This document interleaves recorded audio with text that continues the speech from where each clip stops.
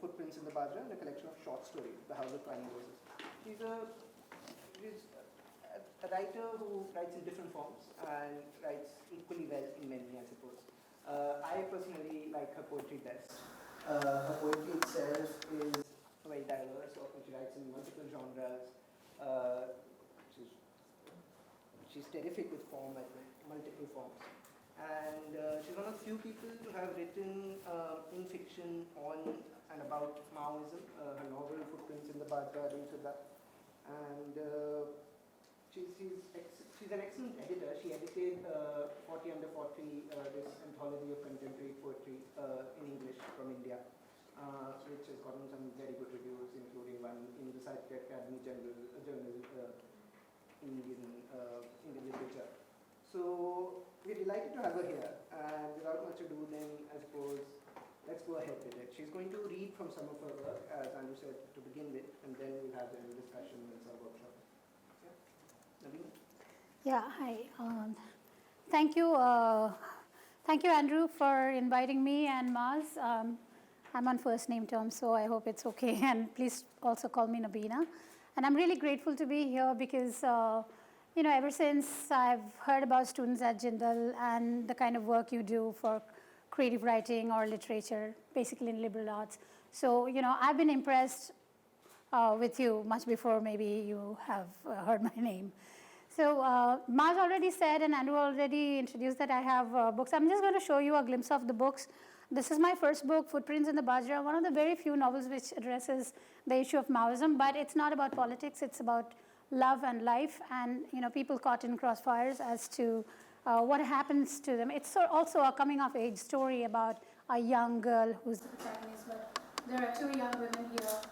And then I don't have my very first poetry book here because it was published in Denmark, and it's not out of print, but not easily available even for myself. Sometimes I have to get it from Denmark, order it online. I have a short story collection which came out in 2014. This is the book, House of Twining Roses. It's stories mostly about memory, identity, women. Also, when I say women, I also include men because one can't be complete without the other. And it's also a lot of what has happened in my lifetime, which is not very long, in Assam, where I was born and brought up. So I'm the child of partition generation parents and grandparents. So for us, border and question of identity has been always very fluid in the sense that sometimes we belong there, sometimes we belong here.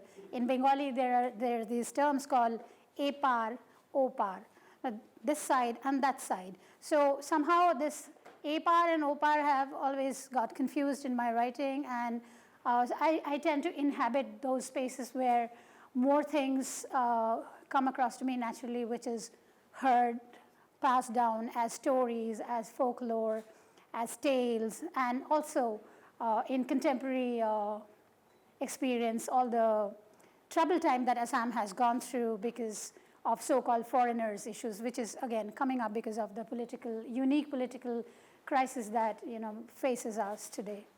So and my second collection, and probably the main one, I have divided loyalty for both. So this is Into the Migrant City, and there are very few copies. I don't know if you would like any one of you would like it later, but I don't have too many. So I'm supposed to speak a little about how I came to writing and what keeps me here and how I pass on the interest of writing to other people. So I've been writing as a child, of course, but that's the usual story. Every writer will tell you that, I wrote my first verse when I was 7 years old. And I think writing is an essential part of your being. And if you are a person who's interested in the affairs of the world, in politics, in identity, in love, in memory, and even things like justice. And I'm not trying to make this sound like grand narratives, but I think all of us carry a bit of others in our heads. And because I felt I was carrying bits of others in my head, those things needed to come out as poetry, and sometimes fiction. I also write nonfiction. I was a journalist by training, so I have worked full-time in the news desk, at the news desk, covering various topics, but literature being my most favorite topic, I still write literary columns for online journals like Scroll and Hindu Business Line magazine, sometimes for First Post and Economic and Political Weekly. I write about poetry. I write about how literature makes a human being part and whole, both. So, so that's my nonfiction side. And I was talking to Andrew about writing about contemporary things like, we just saw this Rohit Vemula poster outside Andrew's office. And I was telling him how in my class I have tried bringing in elements of writing which is not just literary writing or in the traditional sense published writing, but something that comes out of a person's personal experience. So in this case, Rohit Vemula, because I'm from Hyderabad currently, and I teach part-time creative writing to study abroad students in University of Hyderabad, that's where all the trouble started when students were expelled, and these are Dalit students I'm talking about, and they went on a sit-down protest, and they were thrown out of the dining hall and their dormitory. I think you know the story that Rohit Vemula finally, at the end of the 12th day of the protest, committed suicide. So many things have been said and done over this, and a lot of trouble still goes on. But the letter that he left for us at his last moment, when it was published in its full form, I simply thought that it's very useful to see how a mind worked. And this is to say that a young person, a 25-year-old, a mere 25-year-old PhD scholar who had all the promise in the world, who was also getting scholarship, but he was fighting a greater battle, not just for himself, but for that section of the society which we have systematically oppressed, kept sidelined, segregated. So this kind of apartheid that we have encouraged, even today we do in many forms. So how he has lyrically responded to it. And this is not just slogan raising, this is not just writing a pamphlet, but writing his anguish and his angst through very prophetic lines. And I hope to find the letter in my file. Maybe if I find it, I'll read a little bit from him. So I'm sure you must have seen it on the newspapers and all. So these are the kind of things I weave in nonfiction. And so what I'm going to do is stop talking and maybe read a little bit. Okay, just give me 2 minutes. I'm just going to get the file out. Oops. So I'll read from my book called Into the Migrant City. And after I have read some poems, I'll probably read some fiction as well. And then what we'll do is if you want any questions answered, we could talk about it. And then I have some portfolios that Andrew just got for me, so I'm going to go through them and we'll give some feedback, right, Andrew? Yeah, okay.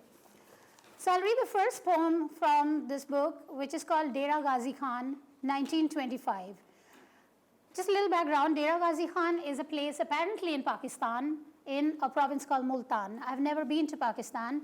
I have no clue about what Multan is like, except that there is something called Multani Mitti, which is sort of soil or whatever girls put on their faces for beauty pack. That's all we know. And there are Multani cows also, I think, which are well known because they are good milch cattle. So that's all has come down to us. But this part of Multan that I heard about, Dera Ghazi Khan, was again from partition generation people from the Northwest province, what was known as Northwest Frontier Province earlier. So I sort of imagine how their lives might have been, how they have transformed it while they were suddenly brought over to this side. And this is probably another Tobatek Singh kind of a thing in my head. Dera Ghazi Khan, 1925. They had coarse cotton on spindles. They had coarse hands on cows' udders, utter summer sun melting before the lentils boiled up. They brought red dust of a dirt-tracked Multan. They could read only the forehead lines of their older than border lines, not the footsteps both ways. They told stories of sad rivers that never was. They revved up stolen bikes when easy money jingled, jimming up the narrow lanes where kids and dogs ran. They have evening songs to old sleepy goddesses. They have dreams of where the dead speak aloud. They now laud bringing water and history in saved brass jars from a Dera Ghazi Khan of lonely, broken doors left ajar.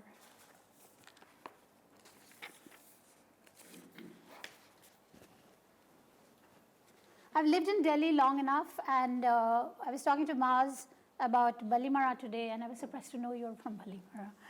But Balimara is again another place I have inhabited in my imagination as well as in reality, because I paid visits to the area, but I was not native to the area.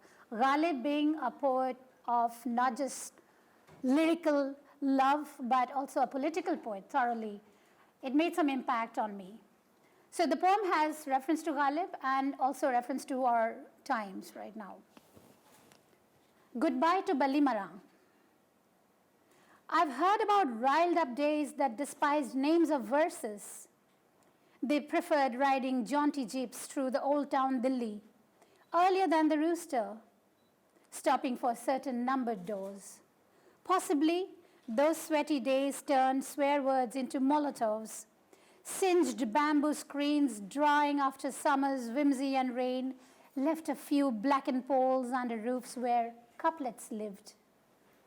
Possibly, I imagine my footsteps would precede yours there, even now, waiting, a tender pastured horse munching rhymes, your leftover half ghazals, their florid maktas, for this was love. Didn't Ghalib live here? My rickshaw man pedaled and smiled.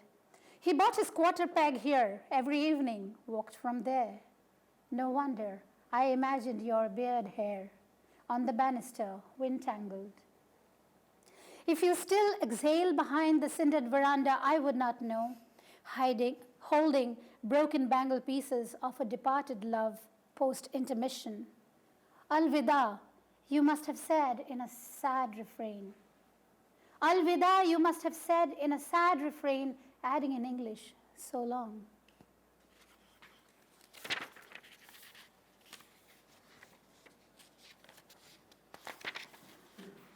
I had the chance to go stay in Paris for 3 months in 2006. I stayed in a quarter which is a working class quarter. It's the 12th arrondissement, like 12th district. In French, it is arrondissement. So that was also the time after that brutal summer when a lot of people had died in Paris because it was so hot and Paris didn't have air conditioners or like water coolers that we have, the desert coolers in Delhi. They don't have all that.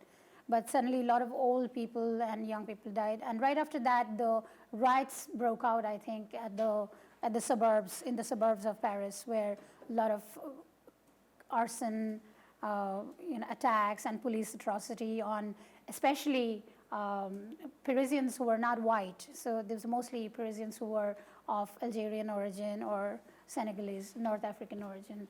So all these things sort of, created a picture for me. Summer of 2006, Rue de Faubourg Saint-Antoine, Paris, for Cheslo Méroge. Walking into the fish store, I pick up a herring, see its dying eyes. All the while, the Senegalese butcher keeps asking me over and over something I don't understand. Perhaps fillets or steaks, how I want them, whether I eat them with lime or lentils. Or perhaps his gesture is at the unaccustomed cherries falling out of my shopping bag, touched by skins of hands from continents. There were many, from Jassy and Koloshvar, Vilno and Bucharest, Saigon and Marrakesh. A man paints the wall in front of a studio that has my scarf flutter from the window where I hang my showered arms in the evenings to watch all expressions rally towards the somber Bastille, holding bright placards and greens and fish and balloons. Men and purple mothers on the sidewalk wearing boo-boos, pushing prams with kids that answer oui. Into the red wine evening of the street, the silent statues, roundabouts. Then I see the horseman rise at Place de la Nation, a wanderer who forgot what he's looking for, watching civilization take shape as my fingers sink deep into the fresh country baguette the old Romanian baker hands me, minus the change.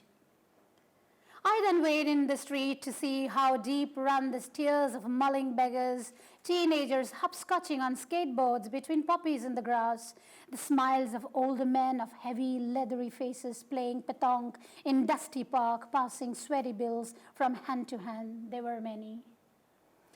I wait for the Turkish grandfather to skim tender meat for my sandwich, flare up the harissa, and words come back like sleepy embers. Where's your home? And do you miss your wife or horse? Mundane exchanges that hold like branches to the trees lining my Rue de Faubourg Saint-Antoine, stretched from the wings of a spent owl that perches only at night, hooting hoo at our taboos, like the one I left under a peepal leaf in an earthen jar, drinking the sap of dust from our feet all over this fist-flattened world. We are many, not only from Jassy and Kolozhvar, Vilno and Bucharest, Saigon and Marrakesh. I have a poem on Sonipat, but it's not all that. It's kind of a personal poem, but I'll not read that anyway. I just saw it. What's that? If it's really personal, we'd like to hear it. I mean, it's not personal. It's just a... Okay, I'll read it. It's a short poem. Sonipat, 1980. Beloved, you said you ran around the tall post in the middle of the inner courtyard. The Hessian rope twirled with the turns you took to chase the goat bells. Beloved, your baby face snuggled with the leather of the dappled beast that bleated with heat of a summer dumped from the rooftop of a refugee colony where milk was gold. Beloved, you said children your age toddled around for care in a courtyard of scared sharing where you sat later, play over, holding a hoof and listening to the goat bells, an old metal that your steps now ring. Sonipat and Beloved, what a contradiction. And this is about the old refugee quarters of Sonipat where, they still have those low roof houses. Now, of course, they are, I think, changing to, many multiple storied houses. But those are really low roof houses, and they have courtyards, inner courtyards, and they have children and goats and everything running around. They fight in the morning, I'm told, and then by afternoon they share their rotis together. They'll yell and fight. The women will like, Adi, Adi, they will scream and they'll fight, and then by afternoon they'll say, Aja roti khate hain, and let's bring your pickle over and I'll give you roti, and then they'll again fight over whose ghee was better and whose bhaji was better or something like that. But sorry? Did you happen to visit Sonipat again? Yes, I have come to that refugee colony many times. I've even, I think, not spent a night, but I've spent whole days, gone to the old market and had Sonipat's famous son halwa and that other... One characteristic that we might have noted was, between the neighbors, there was a regular fight also with the ladies. I'll probably do that. So I'd like for you to talk for a moment, if Yes. you would, just about the devices that you use. You use the repetition. We talked about that with the students in my class. Repetition, use beloved and alliteration over again. I wonder if you could say something about that. Yeah, I mean, devices in writing poetry, I think if you just open up the rule book, there would be so many, right? But iteration, as you have noticed here, I think just, for me, it established the fact that I was addressing a particular character, a particular person, and not necessarily my beloved or someone's, but as you just pointed out, that Sonipat and beloved, well, sometimes in joke, I think you get to the core. So it's best to joke about writing at times, be a little light about it. So here, the iteration for me also represented the stark thing what Sonipat appeared to me, especially the refugee colony, with its people who had come over from Pakistan again, because there's a lot of stuff in this book is also, again, partition and memory in several ways. So Sonipat, which is absolutely an entity, a space that wants to get into your head, but there is some barrier. And by calling it beloved, by calling somebody beloved and explaining the action that the person is undertaking as a child, running around the goats and jingling with the goat bells. And the goat bells are all old metal stuff which used to be made in those traditional shops, which they don't do now. I have one of those at home, actually. So the iteration helps in foregrounding the problem that you might face in writing about a certain place, imaginary or otherwise, imaginary or real.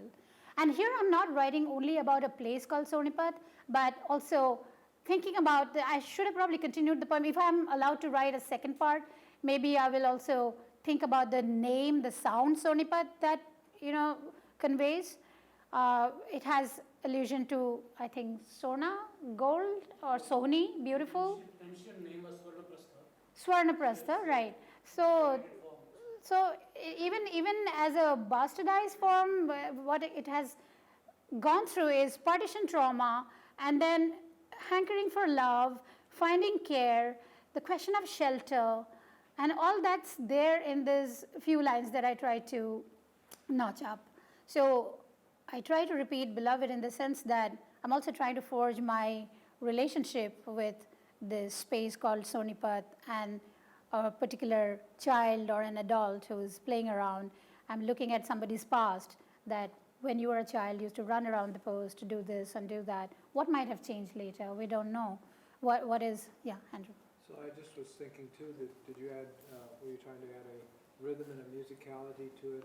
And my understanding is in your past, or that you're a trained musician, aren't you? Yeah, you're right. I mean, I was trained as a musician when I was much younger, when I was in my 20s, which I'm no longer. And but I think music has influenced me a lot in writing what I write, both fiction and poetry, and especially poetry. And yes, it does add a cadence, a certain rhythm. And, I was trained in Hindustani classical music formally, but as a Bengali, three-generation Bengali born and brought up in Assam, I have trained in Assamese folk songs, Bengali songs, and there's no getting away from all those things somehow. But at the end of it, I think the refrain or the iteration and connecting it to the main body of the poem helps me to think about it also as a song that one might sing out. Because often, even in local dialects, you hear there are songs about places and people and the beloved. There are Hindi words like pyare or, sanam, which is actually not beloved in the real translation, but in Bollywood, sanam has come to mean the loved one. So all that adds up to the music and rhythm of the poem. And I think I felt comfortable doing it in the beginning of the lines of the stanzas and not so much at the end. I could have said, you ran around the post, my beloved. I didn't want to do that. I somehow thought I would just address it right up there, saying, beloved, did you do that? So as a poet, as a writer, I was trying to forge a relationship with the place. And of course, I mean, vis-a-vis all the chaos, cacophony, the fight between the women or the coarse men, and I mean these as compliments. By saying coarse men, I don't mean they're bad or worse than anybody else, but there's a certain quality to it. By adding beloved in the beginning, I try to look at it as a person who's trying to imbibe the sense of this space called Sonipat. So if I've answered your question. But thinking of talking about music, I was speaking to somebody else in the afternoon while having lunch, and I'd like to read something which has a little bit of music somewhere. I spoke to Priya, who's a music professor, and so she told me that, she and I had a discussion on how music actually plays a role. So if you could give me like 1 second, I'll just figure that out. Oh, sorry. That poem is probably not here, but I'll just get it out. Do you have any question in the meantime? Like, I'm just looking for a particular file. Yeah? I wanted to ask you a bit more about the Sonipat poem. Mm-hmm. I may well have got this wrong. Okay. But your use of the word beloved, is it also about affection? Yeah. And is it kind of connoting like familiarity and affection rather than like love? Yeah. Is that also what it? Yeah, I think you're right there, but you could interpret it in any manner, right? So it's not like I'm speaking to a lover per se, but Like here, easy familiarity. yes, it's a familiarity. It's a term of affection, and also I'm trying, probably from my head, I think I was just simply trying to create this space of familiarity where I feel beloved would be the right word to address what was not so familiar about Sonipat, because I'm not a native of this place, and a lot of the places or people I write about are not part of my life, and I probably have met them only in a fleeting chance, and but when you meet somebody or some place or some experience you have in a fleeting moment, how do you capture and keep it? So it's a way of if the child I'm talking about tying the goat bells, I'm also tying my own rope to the experience. It's a skein that I'm holding on to. So yeah, you're right. I mean, it is not lover or beloved per se, but it is a person who I would like to love, a place I would like to love, or see at least through a filter, which is, something like love. Okay, anyone else? There ought to be a follow-up poem now that you've come to Jindal, of the Jar agitations and both of them. And you could visit that particular refugee colony again and see the metamorphosis that happened there actually. I think, yeah, if... You find high rises there and a lot of business there and a lot of places architecture work. Yeah, if time permitted, I think... Everybody is familiar here with that. I wish I could go back because time is short and I'm here only for today. But yeah, Dr. Batra, next time you'll be my guide. So I'm going to read talking about music, and I'm going to read a ghazal in English. I know Moz is here, and I take permission from him. Because ghazal is something which I have tried now and then, and in English, of course, people would tell you there are perfect ghazal forms and there are imperfect ones. There are things which might sound like ghazals, but as poets, we have to take risks, right? I mean, if you didn't take risk and do something on your own, why be a poet? So I'm going to read this, and it's called Forever Rain. Ghazal, Forever Rain. Once the heat climbed down and clouds cooled the rally, they prayed, "Oh, forever rain." What no one saw is how the festoons fluttered to shreds as though drops in forever rain. The mailboxes don't paint themselves red anymore, but why? Pallid in negligence they wait. That's the answer that caught lovers unawares. No letters written, awash in forever rain. To the east, there is the sun's home, from where we crawl diurnally to reach our little goals.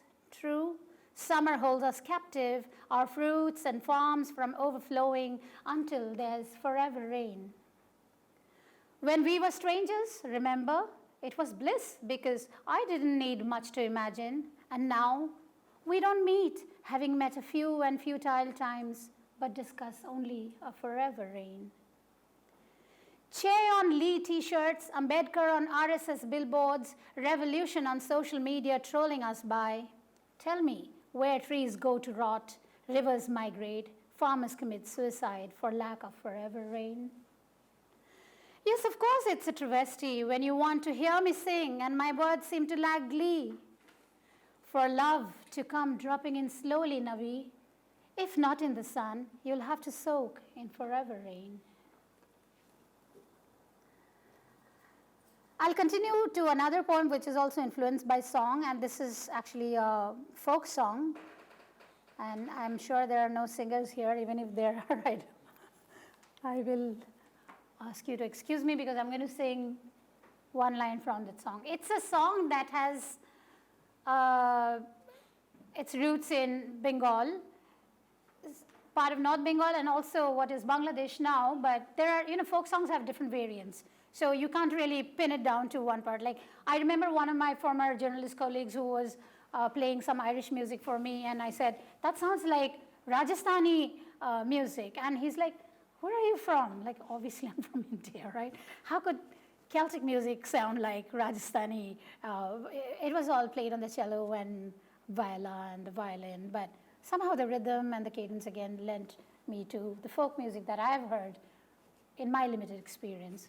But that's why I say often folk diction can be placed anywhere. So this particular song is about a character called Kamala Sundari. In Bengali they call it Kamala Sundari. And Kamala Sundari is an ideal woman, or epitome of womanhood. And this is a wedding song where the song goes, I'll just tell you like, Bhalo koriya bajan go dotara Sundari kamala nache, aha bhalo koriya bajan go dotara Sundari kamala nache. So dotara is a two-string instrument. Play the dotara well because Sundari Kamala is dancing, the poet exhorts. And this song goes on and on, describing the beauty of Kamala Sundari, what is she wearing, how is she walking, etc., etc., jewelry and clothes. For me, Kamala Sundari became, again, that idea of woman who's everywhere and nowhere. She's present, but she has been made absent by a lot of things that the society would create as hurdles for her. So I'm just going to read the poem now. The Song of Kamala Sundari. They came in a boat for Kamala Sundari, sieving water layer by layer when the wind rose. The oars were legs, also their hands when stretched. The boats they built later were not for her. The waters they slashed was a mingled song. Kamala Sundari stared in death when they came, her face marigold, her body wooden planks. Badar Badar Ghazi Ghazi, Badar Badar Ghazi Ghazi. That's again another boatman's refrain in Bangladesh. When they row the boats, they'll sing Badar Badar Ghazi Ghazi, Badar Badar Ghazi Ghazi. It's basically to ward off bad climate, inclement weather. And Kamala Sundari gazed outside for long, a little window past the half-long orchards, past the Cherrapunji clouds of clamor, past those roads where boats became legs, water was dust, and greens were tangled lines. Amid all her steps, each a slash on the seas. Legs that grew to be tall buildings, little buildings, concrete buildings, legs that became pillars, posts, and pipes. Standing in an acid moon, they were shadows with legs that forgot to have their feet, toes that could wriggle out of mossy pools. Badar Badar Ghazi Ghazi, Badar Badar Ghazi Ghazi. And Kamala Sundari sang first in a whisper. She then sang out loud, forgetting the words, because words were off on their legs by then, becoming oars, rowing boats in a frantic grace. They were all expected to be so beautiful, just like Kamala Sundari, were expected to go from town to town, boring into route to route, oh so frantic, oh so 100-oared. I'll read one last poem and switch to prose, if that's okay. This is again a song-like prose, actually a rant poem. Andrew mentioned giving assignments on shout poems or rant poems.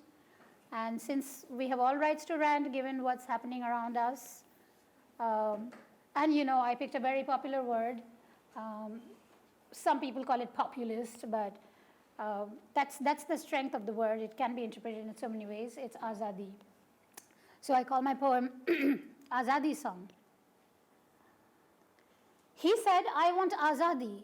She said, I want azadi. From pimped up futures, azadi. From plastic classrooms, azadi. From deathly rule books, azadi. From police batons, azadi. From shooters, bombers, azadi. From border bullying, azadi. She said, I want azadi. He said, let's get azadi.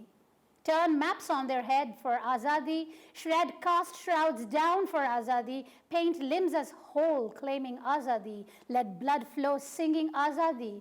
He screamed, "Do you want azadi?" She whispered, "I want you, azadi." From hang ropes, let's seek azadi. From dronacharyas, azadi. Kiss moral guardians, azadi. Teach the love-starved, azadi. From chaiwalas too, azadi. He sure said azadi while she hummed only azadi. She made love to azadi. He was courting azadi. He said, "Shall we slow down, azadi?" "No, I'm all yours," she said, azadi.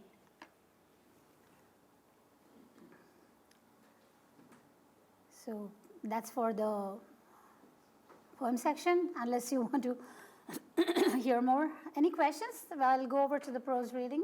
We like it when you sing. I'm no longer a singer. I mean, it is, I was telling Priya that, my mother would have wanted me to be a singer, and hence she trained me in Hindustani classical music. But a lot of performing arts go into my writing, if you are interested in knowing. So music plays a big role. I have actually poems written after Bihu songs, because I'm from Assam, and so they are Bihu themed, and you just heard Kamala Sundari. Then folklore, a lot of folklore is also sung in some parts of India. They make a lot of impact on the way I write. Also, even classical, not just classical dance forms, but any kind of other dance form, because I've spent some time in a place called Nrityagram in Bangalore, which is 30 kilometers off the main Bangalore city. And it's the dance village which was set up by the famous Odissi dancer Pratima Bedi. And she's no longer there, of course. She's gone many years ago. But there are a very good set of people that run that dance village. And we have a writing residency in Nrityagram, where you could actually spend some time reading, writing, and watching world-class Odissi dancers perform, practice, prepare for their recitals outside the dance village. And I've been privileged to look at the motion, the mudras, and there are troops that come from abroad. Like when I was there were two Sri Lankan dancers who had brought their own particular dance form. I forget exactly what name they called it, but it was exhilarating to watch them do it. And I feel somewhere words, when you think about them in your head, and when you have performing artists, for me it makes a difference. And for me, it also makes a difference to see art come alive when somebody's painting or sculpting or even doing an installation art. The very act of setting things up, setting things off, setting things after something, because every art is act of, it's a statement, right? It's not just to be, read here and then go back and forget, but you take it further in whatever form you can. So. But Andrew, I don't think I'm going to sing now. You're talking about something ekphrastic.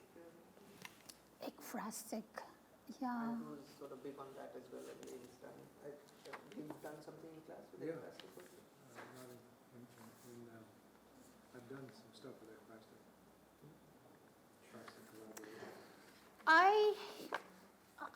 Okay, very quickly, I have only one poem here. I can't think of which others might be suitable, but sorry? Did someone ask anything? No. I used to visit a lot of museums while I spent some time in the US, and even in India, of course, I do, but nowadays I haven't been for a while. But looking at places like MoMA and other galleries, big or small, sometimes, one painting will speak up to you. Sometimes the idea of the painting, idea of the time they represent, classical era paintings, Renaissance painting, or modern contemporary, the Dutch masters, whichever way you want to look at it, or simply, all of you know about the mural, and if you haven't seen it, at least you have seen it on internet, and Sistine Chapel paintings, all that. Those are something that get into your head and become metaphor. So I wrote a poem called Semantics. It's SEM and then parenthesis where there's an A, and then it's like sema-antics, semantics. Dear Europa, a letter seems the best way to say how I wish to get inside your ancient catacombs and modern plazas once again. Be a good Zeus this time. friend to the mythical queen in your florid cities. Amsterdam shakes my hand with the wind weaving my hair on Dam Square. We can't go fishing anymore like they did in the 12th century, before hopping on to the Dutch Golden Age, when you showed off your new blood diamonds. Now your neighborhood's gesture flash rosebuds on my shamed eyes, and in your coffee shops of languor, you sleep in peace. History is a lover never loved or known. Your history, Paris, coaxes me to call you the craftsman of the heart as you pout. Moi, je suis de Paname. So take your lights, drunken squares, amorous nicknames, hunched over horsemen and whores crowding my eyes. Lead me on with your soft consonants, trilling and tripping. Try explain why you'd rather have the world bring you bouquets of ideas, mirth, and still say, moi, je suis de Paname. I do know the Bond joke outsiders like to make, historians too, because they are, I know the Bond jokes outsiders like to make, historians too, because they are the ones in a relative innocent way, no harm meant. Bundel Hapstead, I'm faltering over my own writing.